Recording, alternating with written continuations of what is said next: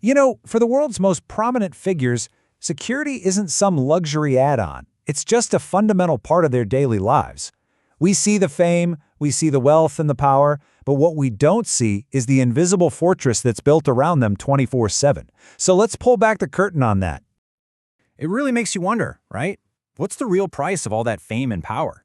Because when you get to that level, the cost isn't just about money. It's measured in freedom, in privacy, and in dealing with the constant, nagging presence of danger. And that's really the heart of it. Having all that money doesn't buy you an escape from the world. It actually makes you a bigger target. It creates these unique, huge dangers that mean you need a non-stop, invisible fortress just to go about your day. Okay, so let's start with our first group, the entertainment moguls. For people like Floyd Mayweather or Jay-Z and Beyonce, security is so much more than just personal safety.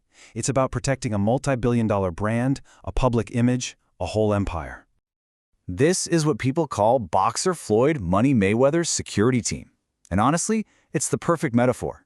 When you dig into the details, you really get why. This isn't just a handful of guards. It's a powerful statement. And yeah, these guys are huge. We're talking over 6 feet tall, 250 pounds. But it's not just about size. Every single member is a seasoned pro, often coming from elite units like the Navy SEALs. They're constantly training, and they operate with military precision, scouting every location way in advance to create this seamless protective bubble. Jay-Z and Beyonce's story is a perfect example of how this stuff escalates. In their early days, security was pretty modest. But then came 2013, when a fan actually pulled Beyoncé off stage during a show. That was a huge wake-up call. It showed a crack in the armor, and it changed everything. And when I say it changed, I mean it really, really changed. For their 2014 On the Run tour, their security detail ballooned to this number: 500 people. 500. Think about that. This wasn't just about protecting two superstars anymore. It was about guarding an entire dynasty, especially with their daughter, Blue Ivy, in the picture. And their protection is what you'd call a 360-degree shield. It's way more than the 16 personal bodyguards they have for day-to-day stuff. We're talking 2 military-grade, bomb-proof vehicles, specialists whose only job is to stop stage invasions, and even cybersecurity experts to handle online threats. They're protecting their brand from every single angle you can imagine. Now, let's shift gears a bit. We're moving from the world of private wealth to the world of public duty. This is where security isn't a personal choice. It's a state-sponsored necessity. This is all about guarding the leaders who represent the stability of an entire country. And the difference is huge. Private security is there to protect one person, and it's paid for by that person. The goal is basically deterrence and privacy. But state protection? That's funded by taxpayers to protect a head of state, and its goal is way bigger. It's about national security. It's literally a symbol of the nation's power. The U.S. Secret Service is the classic example, right? They're the ones protecting former President Barack Obama. But what's really fascinating is that they were originally created back in 1865 to fight counterfeit money. It wasn't until President McKinley was assassinated in 1901 that their mission grew to include full-time presidential protection. And now that protection is for life. And nothing, I mean nothing, symbolizes that level of protection more than this: the Beast. This thing is not just a car, it's a rolling fortress, an armored limo that's a masterclass in engineering and strategic planning, all designed to keep someone like Obama completely safe. Building a team like this is an incredibly detailed process. Just look at the method used for South African President Cyril Ramaphosa's detail. It all starts with handpicking the absolute best agents from elite units. Then, they go through punishing training in everything from combat driving to threat analysis. The whole strategy is to be proactive, to always be thinking several steps ahead of any possible threat.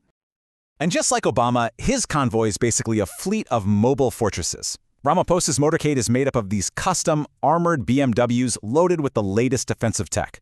They're built to withstand bullets, bombs, you name it. It's national security on wheels.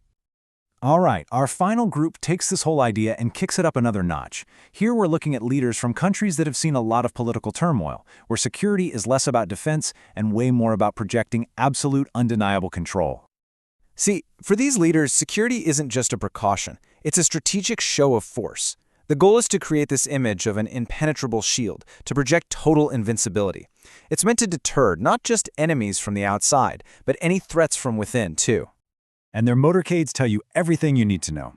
Look at Zimbabwe's Emerson Mnangagwa and Rwanda's Paul Kagame. Their main cars are different, but the rest of the convoy is almost identical.